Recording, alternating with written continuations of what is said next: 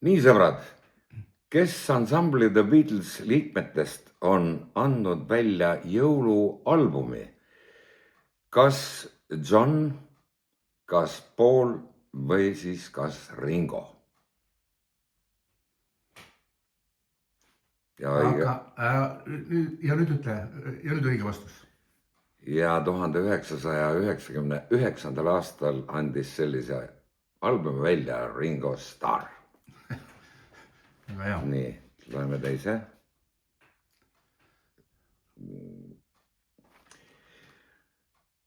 Nüüd tahan teada, milline ansambel andis välja aastatel 1963 kuni 1969 kokku 7 jõulualbumit.